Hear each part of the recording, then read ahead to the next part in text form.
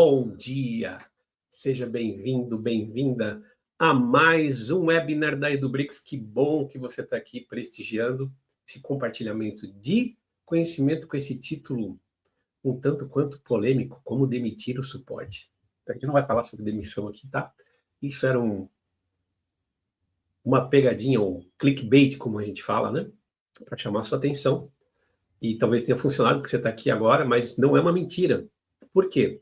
Considerando o conhecimento que eu vou repassar aqui, que vai permitir que você, ao invés de demitir o seu suporte, você vai demitir tickets de dúvida do seu suporte. Você vai conseguir atender mais clientes com a mesma estrutura que você tem hoje. A aplicação da IA com abordagem simples de substituir trabalhadores humanos tem se provado um grande erro, uma grande falácia. O teu cliente é um humano que está esperando um atendimento empático, uma solução de um problema, por isso que ele paga uma taxa de manutenção. Eu estou falando agora da indústria de software, estou falando daquele cliente que usa um sistema, principalmente no cenário de empresa, que compra de empresa, né, no B2B. Se você é um fornecedor de software que tem contrato com empresas, quem está pagando a taxa de manutenção espera que essa possibilidade de tirar dúvida, resolver problemas, fazer solicitações específicas, pedir ajuda de uma forma geral, que são geralmente os serviços cobertos pelo escopo do contrato de manutenção, onde o suporte está lá dentro. Ele tem uma expectativa que tenha um ser humano, no mínimo, supervisionando esse portfólio de serviços que compõem o suporte, que compõem sustentação, que compõem ajuda para deixar a operação dele no ar, estável, independente do que o seu software faça, qual é o problema de negócio que o seu software resolva, independente de qual seja, o cliente tem essa expectativa. Eu vou espirrar a qualquer momento. Então, o teu leitura desse título aqui, de como demitir o suporte, eu queria que você traduzisse aí no teu cérebro de demitir tickets de suporte. Então, é disso que a gente vai falar aqui hoje. Casos de uso que foram feitos pela EduBricks, onde a gente reduziu até 40%, e a gente vai trazer casos de uso de até 68%, que não foram feitos pela EduBricks, mas que a gente achou documentação, achou material, e está compartilhando aqui com você quais foram os caminhos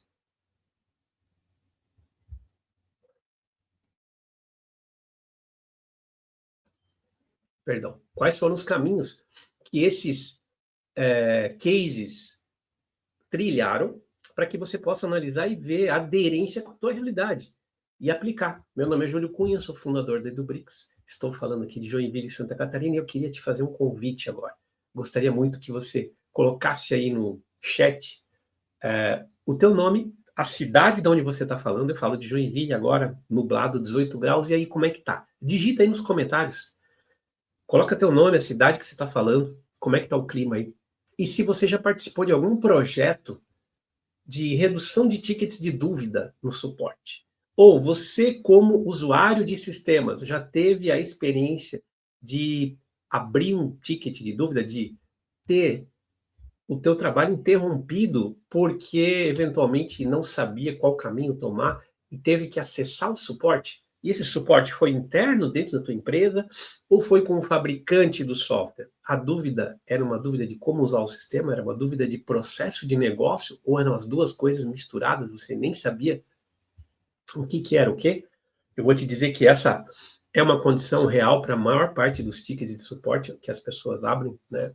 Tem muitas dúvidas que chegam no suporte das empresas de software, cujas respostas não estão dentro de como utilizar o software, mas de processos de negócio que são específicos de cada empresa.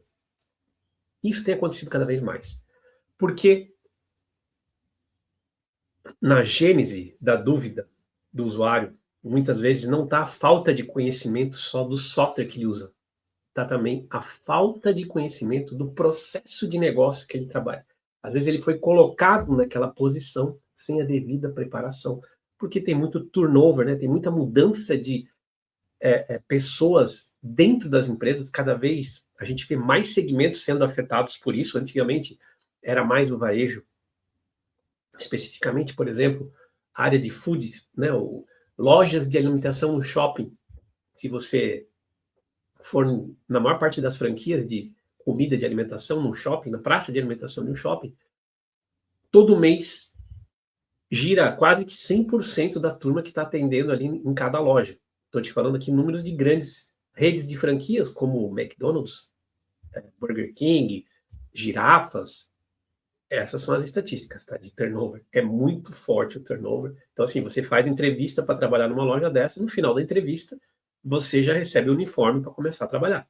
É assim que o pessoal opera na maior parte das vezes. É uma dificuldade de achar pessoas, porque horários são, né, diferentes ainda. Trabalha-se com escala 6x1, trabalha-se com horários que vão, né, muitas vezes até as 22 horas, então tem turnos intermediários, mas alguém tem que trabalhar até as 22 horas, inclusive finais de semana. Então, é difícil de achar gente que consiga se adaptar a esses horários, é difícil achar pessoas que queiram ficar muito tempo nessas posições e muita rotatividade. Essa característica do varejo se espalhou para outros segmentos de negócio. Hoje a saúde tem esse problema, hoje a indústria está com esse problema também, que era considerada as melhores vagas, eram consideradas as vagas onde tinha maior média de remuneração, tinha um nível de retenção um pouco mais alto. A gente já está vendo isso na indústria também. Então, hotelaria nem se fala, tem um turnover muito grande, né? A indústria de turismo como um todo tem um turnover muito grande. Agora a saúde também está com essa característica, principalmente para técnicos de enfermagem, auxiliares de enfermagem, até mesmo agora médicos também estão entrando nessa característica pela demanda de ter que trabalhar em vários turnos, em vários lugares diferentes. Então, é muito importante a gente conscientemente, de forma intencional, a partir da constatação dessa realidade, ou seja, o nosso usuário, o cara que usa o nosso software, ele está cada vez menos preparado lá pelo meu cliente, por questões que são inerentes do negócio dele, que eu não consigo mudar, eu não consigo influenciar isso.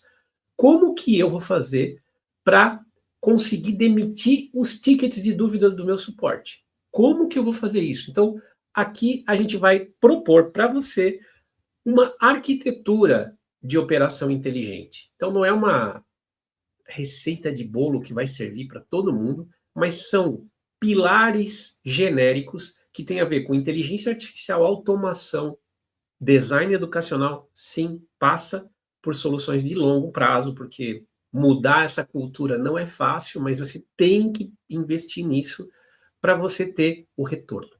Sem essa visão, não tem milagre, não tem uma lista de coisas que eu vou falar aqui que você vai fazer, que vai ter um efeito mágico, em um mês vai estar tudo resolvido. Não. Então, o paradigma desse desperdício, a gente chama de paradigma por quê? Porque você tem aqui máquinas que param, ou seja, é investimento perdido, né? CAPEX é a abreviação em inglês de dinheiro imobilizado, né? Em capital imobilizado, que você vai perder, porque você eventualmente perde uma máquina, vamos olhar na indústria isso mais forte, e OPEX inflado por falha sem havido. Ou seja, você tem, quando você tem uma máquina velha,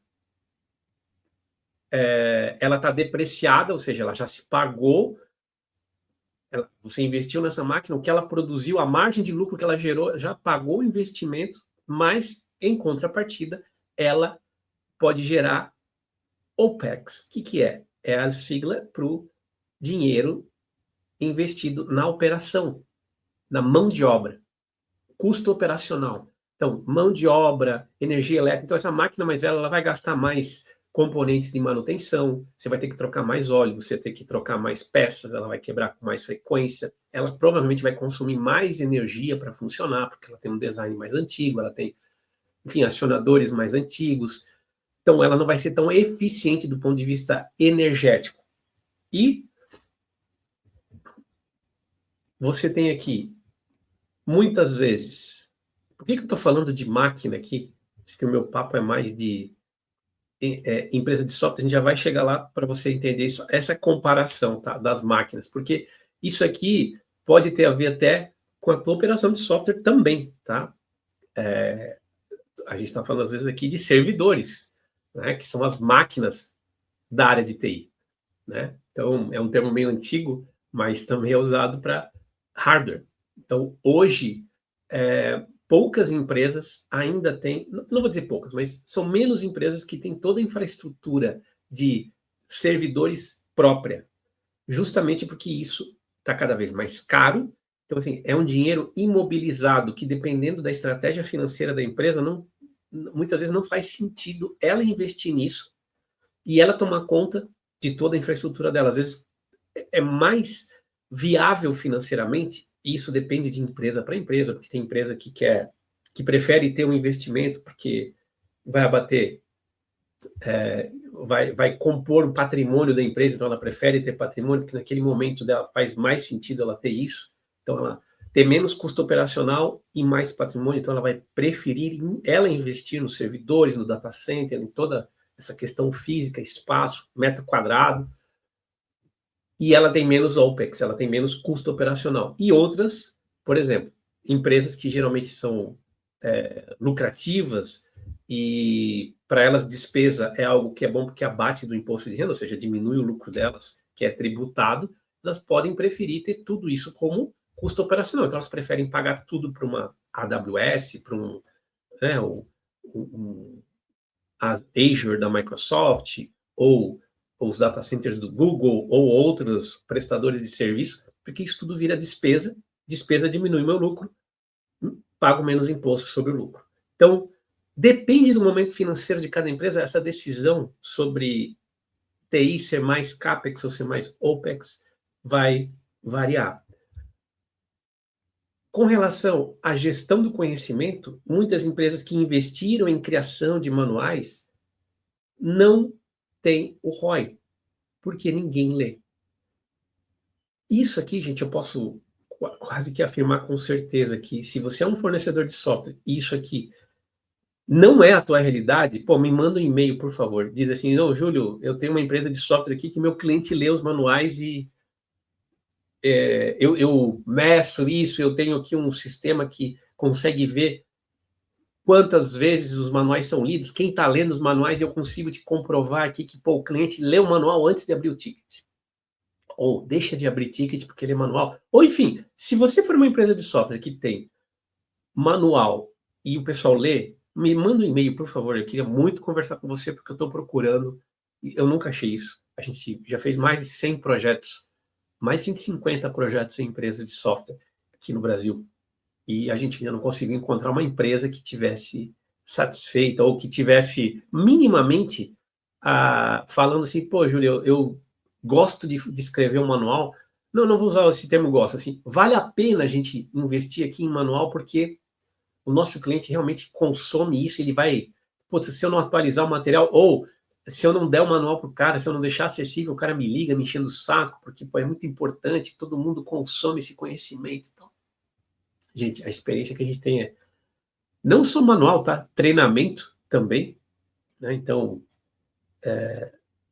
muita gente investindo em projetos de deixar os treinamentos disponíveis, mas eles não são consumidos, o cliente não engaja, não tem motivação. E às vezes eu estou falando aqui não só de cliente, né? Eu estou falando de colaborador também, empresas que investem muito em áreas de universidade corporativa, áreas de gestão do conhecimento, e tanto a documentação como o treinamento não são consumidos de forma sustentável, eu diria assim, ou seja, o ROI não aparece. Investimos aqui, sei lá, 1,5 milhão aqui na nossa área de universidade corporativa para criar documentação, criar material de treinamento, e nem o colaborador nem o cliente está usando. Esse cenário é muito mais comum do que você possa imaginar. E aí você tem sempre a área de suporte apagando incêndio, né?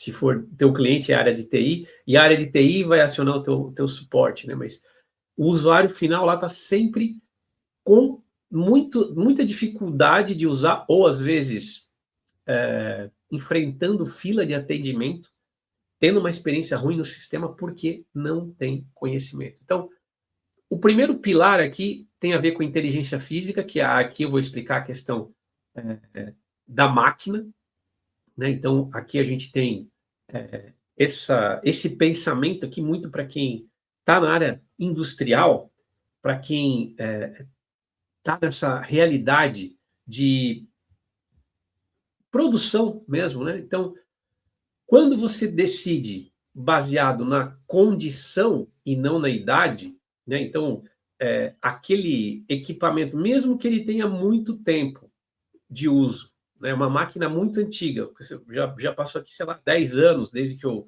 comprei essa máquina. Puxa, mas eu fiz aqui um retrofit dessa máquina, eu fiz uma reforma dessa máquina, eu fiz uma adequação, eu fiz enfim, uma melhoria aqui no meu parque fabril. Eu não comprei uma máquina nova, mas eu consegui, por exemplo, colocar sensores que fazem manutenção preventiva, preditiva, de forma automatizada. Isso aqui chama realidade, tá, gente? Então, em vários segmentos da indústria hoje, ficou muito barato colocar sensores que captam a vibração, captam áudio, captam temperaturas, captam cargas de esforço de componentes móveis e conseguem identificar, antes do equipamento quebrar, conseguem emitir alertas.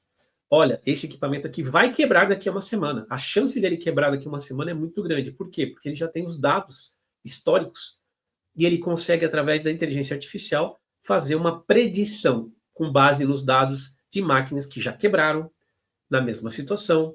Então, assim, uma semana antes, o que mudou o ruído, mudou a temperatura média, mudou a carga média que um braço mecânico lá que se movimenta, ele está sustentando, ou ele está empurrando ou puxando, enfim, qualquer que seja o movimento. Então, todos esses dados em conjunto criam uma base de conhecimento que vai fazer com que essa máquina, mesmo tendo um tempo de uso maior, a condição dela, independente da condição, você consiga ter essa capacidade de prever quebras. Então, isso aqui, esse conceito da manufatura 3.0, a gente tem que trazer para o nosso suporte também. Imagina que o teu cliente comprou o teu software e que o teu software seja uma máquina. Será que você também não tem esse sensor aqui disponível dentro do teu software? Assim como eu coloco um sensor numa máquina lá que produz qualquer coisa ou que monta qualquer coisa, e esse sensor fica captando vibração, temperatura, carga, velocidade. Então ele começa a ver, puta, tá variando a velocidade, tá variando a temperatura, e toda vez que isso acontece dá problema. O teu software, que é a máquina que você está vendendo, você não tem esse sensor também? Você não tem os dados de comportamento do seu usuário lá dentro, disponíveis para você estudar e para a inteligência artificial te ajudar, te alertar? Olha, o jeito que esse usuário, que esse cliente está usando o teu módulo A, não é o ideal. Os clientes que usaram isso aqui no passado tiveram esses problemas. Então, essa inteligência, essa capacidade de predição é que tem a ver com o nosso papo aqui.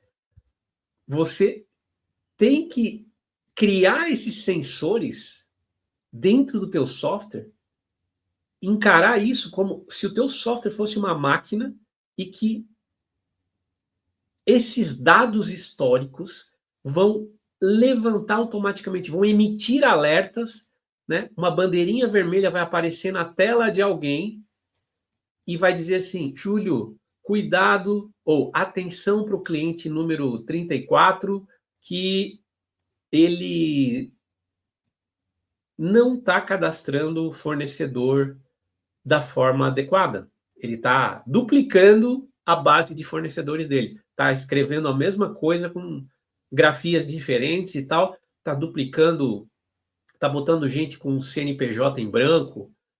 Ou ele pediu para ignorar alguma chave do sistema, ou ele não está renovando, não está cadastrando usuários novos aqui no sistema, nesse módulo, e isso pode representar um problema, porque o número de funcionários da empresa está aumentando, ele não está cadastrando, provavelmente o pessoal está compartilhando usuário, está compartilhando senha, olha um alerta aí.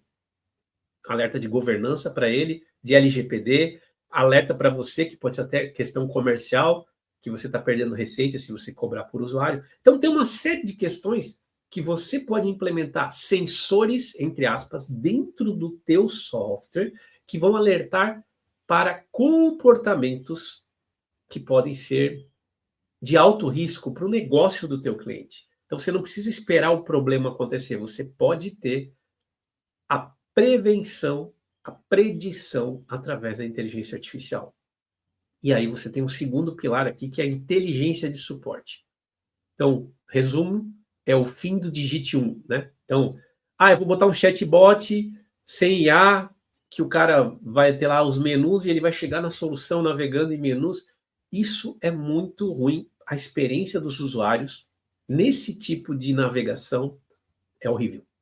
Porque se o teu software é complexo eu digo, tem muitos módulos, tem muitas possibilidades, a experiência de uso para o teu usuário vai ser bem complexa também, porque você não tem como prever que tipo de ajuda ele está pedindo, então, até ele chegar no nível do que ele precisa, ele vai ter que navegar numa árvore de opções extensa e que geralmente cria fricção, que a gente chama, cria dificuldade para o usuário chegar na resposta que ele precisa. E aí ele vai abrir um ticket que é mais rápido, ele abrir um ticket do que ficar navegando nesses menus. Agora, se eu tenho uma IA respondendo as dúvidas, ela pode ler, ela pode simplesmente, digita aqui qual que é o teu problema. E o cara vai escrever um texto aberto, a IA consegue interpretar esse texto e ela consegue até tirar dúvidas. Você está falando de faturamento de convênio ou você está falando de faturamento de plano de saúde? Você falou só faturamento. Então a IA consegue, inclusive, pedir mais dados para o teu cliente, para que o chamado fique mais completo, para que o ticket fique mais completo, para que ele possa pesquisar a resposta. Então, analisando as respostas, inclusive, você começa a classificar os chamados por causa raiz mais rapidamente e com mais assertividade. Na hora que o chamado é aberto, ele já pode receber uma classificação da IA.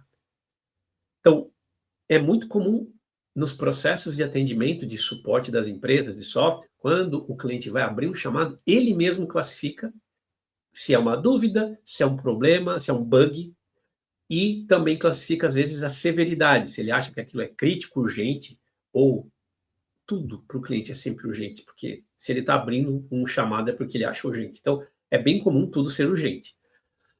Hoje, já tem IAs embutidas dentro das aplicações de suporte que já fazem essa classificação, não só de urgência, ou seja, mesmo que o cliente tenha botado lá urgente, a IA é capaz de criar um argumento e reclassificar aquele chamado, analisando, de acordo com o contrato de suporte, você colocou aqui urgente, mas isso não está te impedindo de usar o sistema, existem formas alternativas de você chegar no mesmo lugar, então eu estou reclassificando aqui como baixa severidade, não crítico. Então, é desse tipo de tratamento que eu estou falando que a IA pode fazer para você, ou seja, você está automatizando uma reclassificação, já está melhorando a experiência do usuário, e esse atendimento ele fica fluido, porque para o usuário é um bate-papo, não é uma navegação em menu. E você consegue fazer aquela monitoração proativa. Lembra do sensor que eu coloquei lá no slide anterior, que eu falei da máquina? Então, dependendo da pergunta que ele está fazendo, a IA já pode identificar qual é a causa raiz. Já pode corrigir, inclusive, falha de infraestrutura, por exemplo. O sistema, eu estou tentando aqui usar o teu sistema, mas está muito lento. A IA já pode criar automaticamente uma tarefa ou transformar aquilo já num ticket para um time de infraestrutura, encaminhar para o time de infraestrutura se a IA identificar que esse tipo de reclamação, de sintoma, está diretamente relacionado a algum parâmetro de infraestrutura, por exemplo. Não precisa esperar o atendente ler aquilo ali, para ir o atendente constatar, de repente simular, fazer uma medição, enfim, toda essa cadeia de operações já pode ser executada de forma automática para que o teu cliente fique menos tempo esperando. Imagina que legal eu abri um chamado dizendo que o sistema está lento e já em seguida eu recebi a resposta, olha, já foi enviada aqui a solicitação para a área de infraestrutura, aguarde um feedback nos próximos minutos. E aí já vem uma resposta da infraestrutura, olha, identificamos realmente que estava com problema aqui no nosso serviço tal, que foi reativado e agora a performance deve melhorar, caso não melhore, reabra esse chamado. Pô, excelente. Então, claro, o melhor seria ter a IA já monitorando lá a infraestrutura para ninguém precisar experimentar ou ter a experiência do sistema lento, óbvio. Mas ter esse fluxo pronto quando esse tipo de chamado acontecer também é legal. A gente sabe que esse serviço de monitoramento também tem um custo alto. Tem clientes, tem muitas empresas que cobram a mais do cliente, inclusive, para fazer esse serviço de monitoramento. E para aqueles clientes que não têm esse serviço de monitoramento, pode ser que exista essa possibilidade dele realmente experimentar lentidões no sistema. Na hora que ele experimentar, ele abre um ticket e aí alguém vai revisitar lá os parâmetros dos servidores, enfim, para ver se está tudo ok. Um terceiro pilar aqui que é a inteligência do conhecimento. Então, veja só, não é só ter uma base de conhecimento, mas é você ter inteligência do conhecimento que vai ser criado. Então, eu estou falando de artefatos que são criados não só para consulta, mas para ação, para que coisas sejam feitas. Então, tipicamente a gente tem aquela base de conhecimento em documentos que muitas vezes geram mais dúvida do que resolvem. O cliente e até os colaboradores começam a ignorar essa base de conhecimento. Principal causa, desatualização. Segunda causa, são estáticos. Ou PDF, ou um documento lá no Confluence, né, que é uma ferramenta muito usada pelas empresas de software que tem lá a suíte da Atlassian, né, de Jira, Confluence, enfim. Pode ser que seja uma página dentro do teu SharePoint, que tem um site lá de documentação. Pode ser documentação que está disponível em HTML direto dentro do teu produto. Qual que é a solução típica? Transformar isso usando IA em vídeos e microlearnings. O que é um microlearning? É aquele pedacinho de conhecimento que existe para resolver um problema específico. Então, não é um curso sobre um módulo do teu produto. É uma resposta para uma dúvida que acontece de forma frequente, para que o sistema já possa entregar isso quando o cliente tiver dúvida. Então, ele vai entregar mais do que texto, ele vai entregar multimídia, ele vai entregar um vídeo, ou uma simulação, ou uma combinação das duas coisas.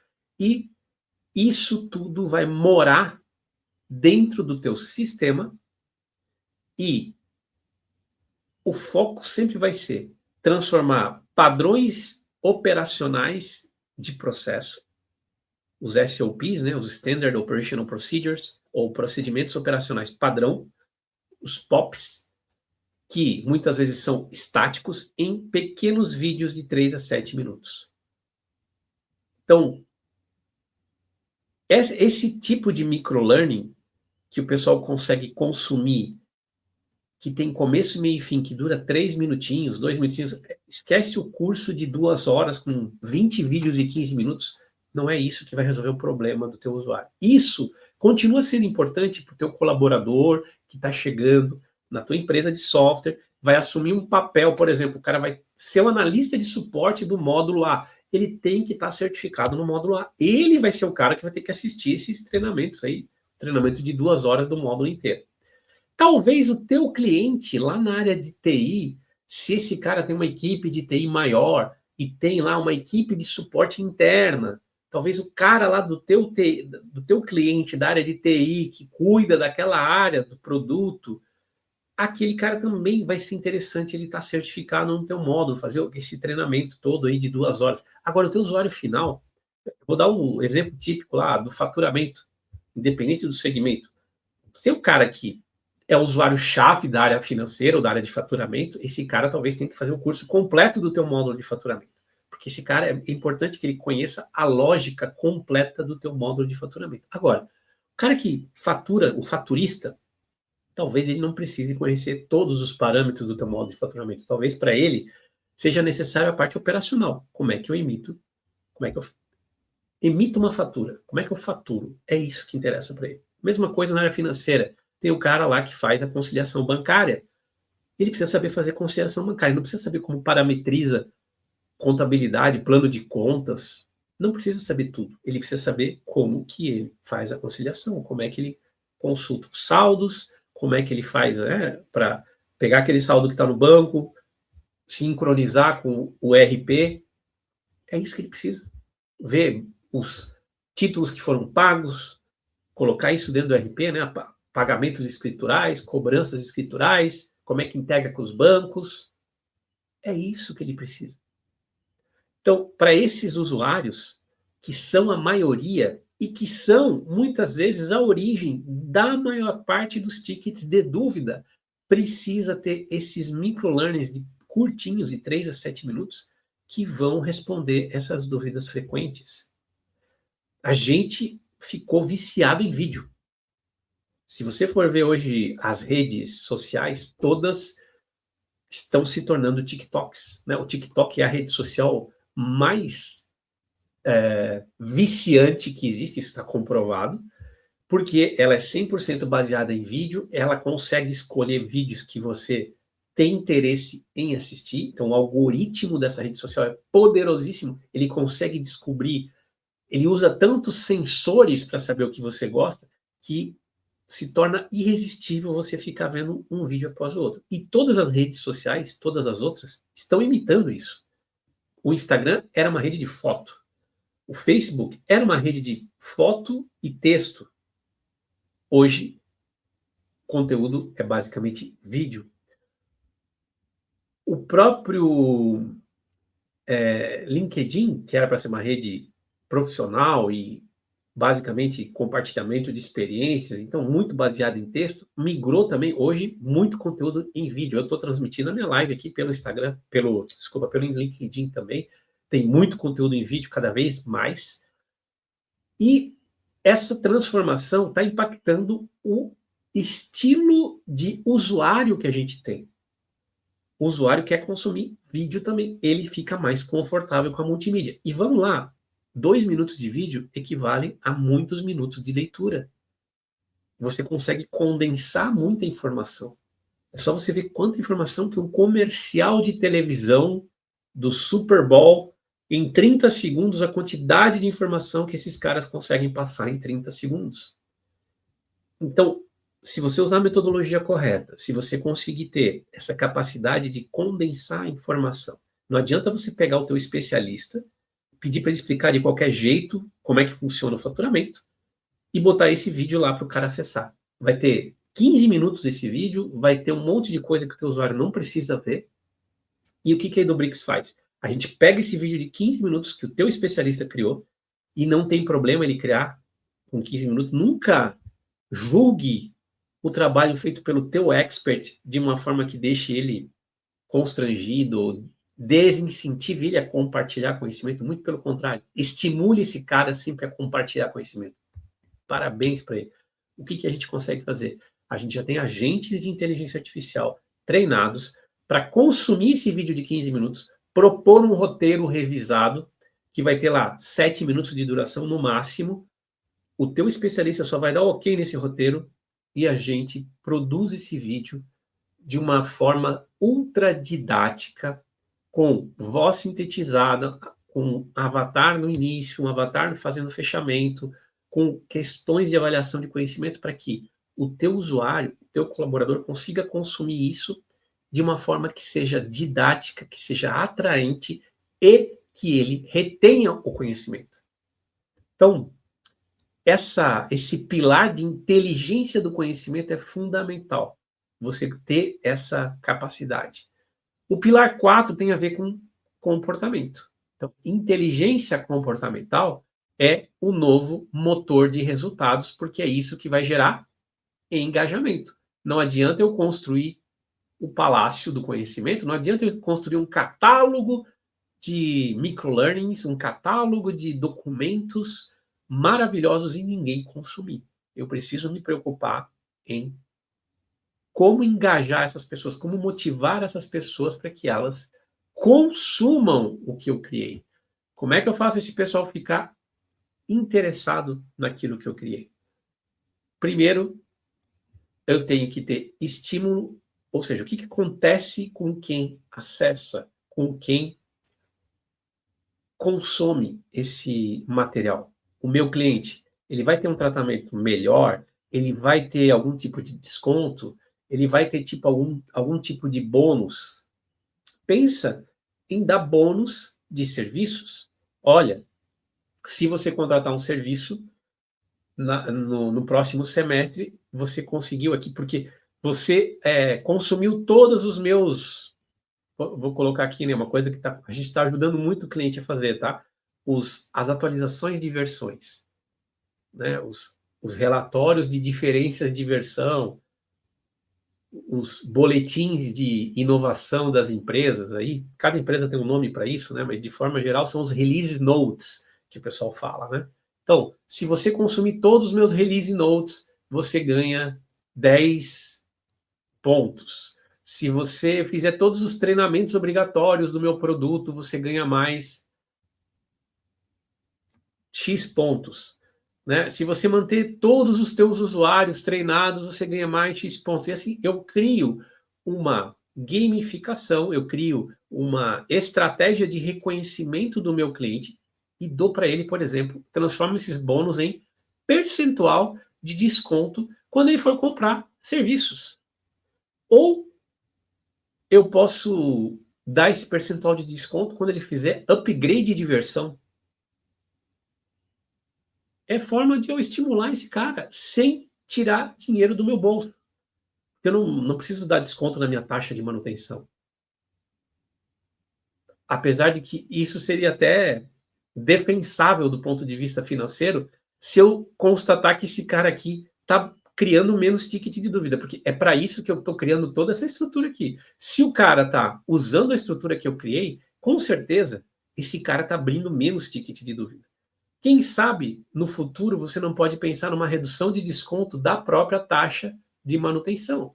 Você compartilhar um pouco com o teu cliente a lucratividade que ele está te dando na manutenção.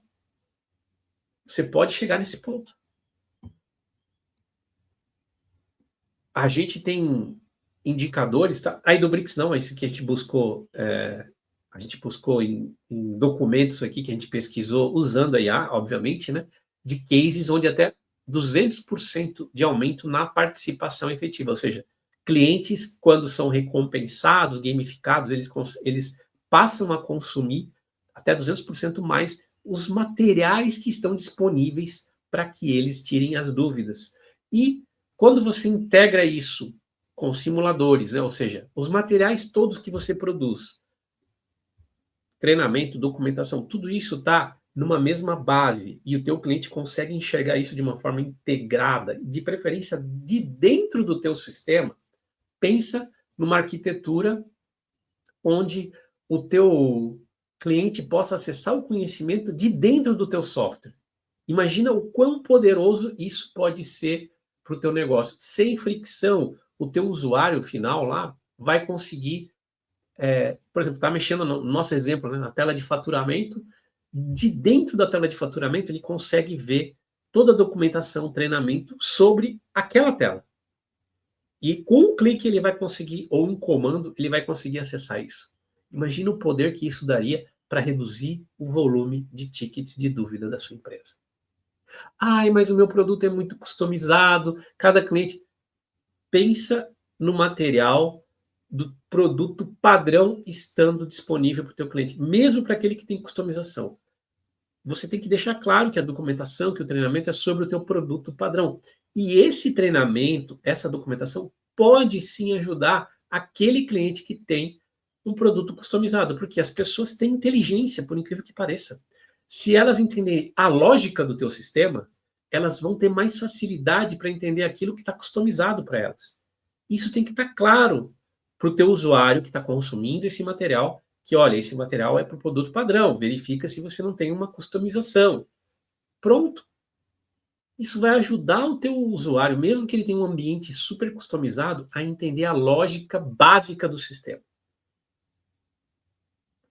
Esse tipo de argumento, muitas vezes, ele é usado em cenários que as pessoas, às vezes, não querem mudar, então elas procuram desculpas para não fazer nada. Fica ligado nisso. A evolução corporativa, antes dos teus ativos, né? Falar aqui das máquinas, era uma troca por calendário. Lembra que eu falei das máquinas terem uma certa idade e terem que ser trocadas por causa da idade? Agora você já começa a poder trocar as máquinas por condição. Pensa que o teu software é uma máquina. Pensa que a leitura dos sensores pode identificar lá no teu cliente a necessidade de mudar uma versão ou até de sugerir um módulo a mais para ele por causa do comportamento dele. Os sensores da máquina que está em produção, os sensores que estão dentro do teu software, você está monitorando aonde ele clica, você está monitorando que módulo ele usa, você está monitorando quanto tempo ele passa dentro do sistema por dia, por semana, por mês.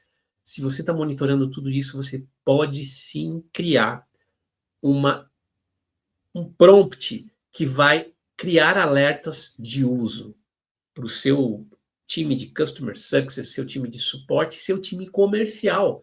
Isso aqui é cross-selling, upselling na veia. Isso pode ser, você pode estar criando o lead de forma automática, colocando sensores dentro da tua máquina. Por quê? Não é porque você mudou a versão lá do teu software, mudar a versão obrigatória, né, do software para toda a tua base de clientes é a famosa troca por calendário. Agora você pode ter a troca por condição. Ó, esse cara aqui precisa migrar de versão urgente, porque o nosso software já não está atendendo. Essa versão que ele usa não está atendendo. Empresas que têm essa característica que os clientes podem permanecer em versões anteriores, empresas que não são 100% SaaS, têm essa característica, né, que o cliente lá na infra dele, ele que manda, então assim, ele atualiza se ele quiser. E aí? Como é que eu faço? Para provar para ele que ele precisa atualizar. Se eu deixar o meu sensor ligado, mesmo naquele software que está instalado dentro da casa do cliente, eu consigo mostrar para ele que, olha, consigo ajudá-lo a tomar a decisão de migrar de uma versão, né, 1 para a versão 2. Ó, cara, eu estou monitorando aqui o teu sistema, porque eu tenho essa, né, você me permitiu fazer isso, mesmo o teu sistema estando dentro do teu data center, aí na tua infra, né, o famoso on-premise. Eu estou monitorando o teu perfil de uso e eu estou vendo que, cara, essa versão aqui já não está te atendendo por causa disso. Ó, o teu financeiro não está entrando todo dia no sistema, então ele está deixando de fazer conciliação, ele está deixando coisa para trás, o teu cara de faturamento está usando cada vez menos a função aqui, sei lá, o que o cara de compras não está usando a função de split de ordem, ele está usando mal essa função aqui, precisamos fazer uma revitalização, vamos migrar. Então você tem esse argumento na palma da mão. Você não precisa lá o teu vendedor ficar chutando coisas genéricas e o teu cliente negando. Não, a gente não precisa. Não, você vai mostrar para ele, cara, são os dados falando aqui. Você pode continuar com a opção de não querer, porque a opção é tua, mas agora ela é consciente. Olha, tudo que eu estou te trazendo aqui. Porque às vezes o cara de TI precisa levar isso para frente, para justificar um investimento, para justificar um serviço, para justificar uma despesa. Então, é importante ter essa base de dados pronta na tua mão para você ajudar o teu cara de TI a vender esse tipo de serviço dentro da casa dele. O suporte, que antes era só apagar incêndio, era reativo, agora passa a ser proativo. Porque eu estou monitorando o uso da minha máquina. O treinamento, que antes era aquela coisa das 2 horas para certificar o cara no módulo, agora ele fica componentizado. O cara aprende aquilo que ele precisa usar naquele momento. E você pode, a plataforma da Edubrix permite isso, você deixa esse cara consumir o que está componentizado, só que o sistema está monitorando cada pedacinho que ele está consumindo e daqui a pouco o sistema pode dizer para ele, ó, a plataforma já disse para ele, olha, se você consumir mais esses 3 pedacinhos que faltam, você pode estar certificado no módulo inteiro. O que você acha? Imagina você poder oferecer isso para o teu usuário final. Não ia ser legal? E aqui vem a questão cultural. Você tem que tornar, quer dizer, antigamente as empresas colocavam isso como obrigação, né, uma questão defensiva,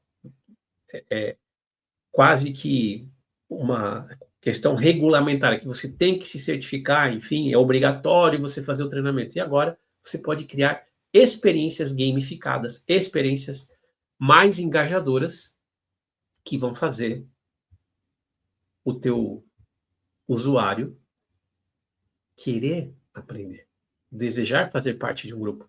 É óbvio, isso aqui, gente, são dicas, são boas práticas que, de novo, não é uma fórmula mágica. Se eu fizer tudo isso, todo mundo vai... Ninguém mais vai ter tique de dúvida e acabou o meu suporte, eu posso demitir todo... Não. Isso aqui, quando é feito, ele reduz. Experiência da Edubrix, 40% dos teus tickets de dúvida. Por quê? Porque você vai continuar tendo usuários que não vão ler nenhuma comunicação, que não vão fazer nenhum treinamento, que não vão consumir nenhum material e que vão continuar preferindo abrir o ticket de dúvida. Mesmo sendo mais difícil abrir um ticket de dúvida do que conversar com uma IA, ele vai querer abrir o ticket de dúvida.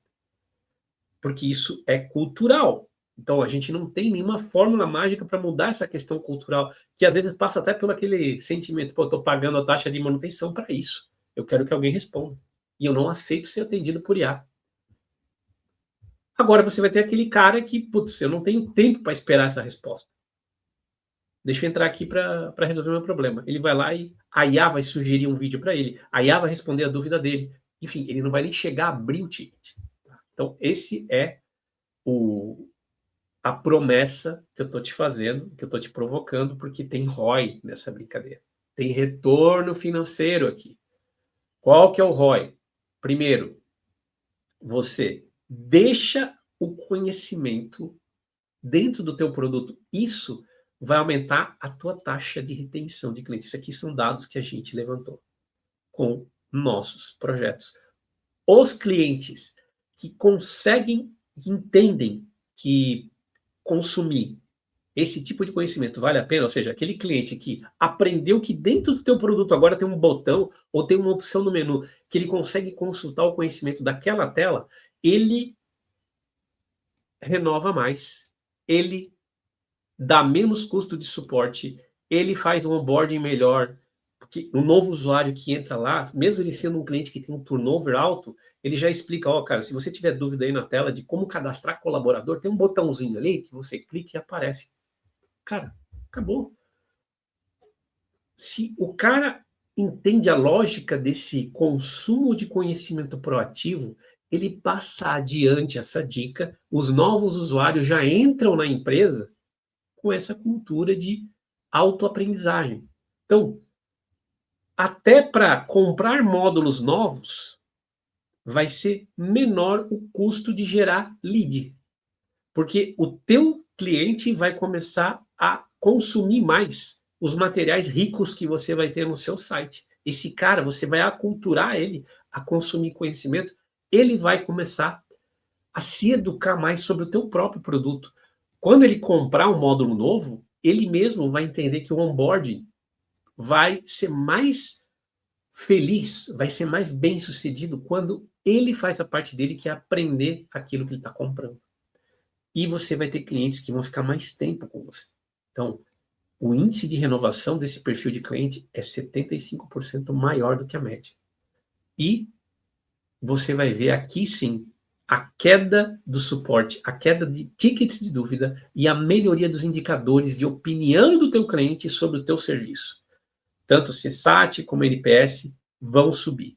Então aqui a gente batizou de sistema operacional humano a forma que a gente conecta pessoas com processos e resultados, ligando ativos inteligentes. O que são esses ativos? São os microlearnings, são as documentações, são os simuladores, o suporte proativo que é feito pela IA, com base naqueles sensores que estão dentro do teu produto, e as iniciativas culturais, a gamificação, o estímulo, o engajamento, a comunicação contínua com os usuários, os colaboradores da tua empresa, para que reconheçamos as iniciativas de aprendizagem, para que promovamos os que mais aprendem a pessoas que são destaque. Então, a gente promove essas pessoas como pessoas que gostam de aprender, e aí a gente começa a criar essa vontade de pertencer a esse grupo que se destaca. A gente começa a trabalhar o engajamento das pessoas. Então, se você estiver pronto para conversar, para a gente ter essa operação inteligente e te ajudar a fazer esse projeto, vamos começar. Está aqui o meu contato. Você pode se conectar comigo no LinkedIn, Júlio Cunha. Você pode se inscrever no canal da EduBricks do YouTube. Se você digitar lá no YouTube, @EduBricks, você vai chegar no nosso canal. Inscreva-se lá, vai ser muito legal ter você na nossa comunidade. Ativa o sininho para você receber as notificações. E essa apresentação que eu fiz vai estar disponível no nosso canal do YouTube, também aqui no LinkedIn. Eu vou colocar na descrição aqui do evento, no primeiro comentário. E foi um prazer ter você aqui comigo. Eu tenho certeza que você vai participar do próximo webinar. Obrigado pela participação.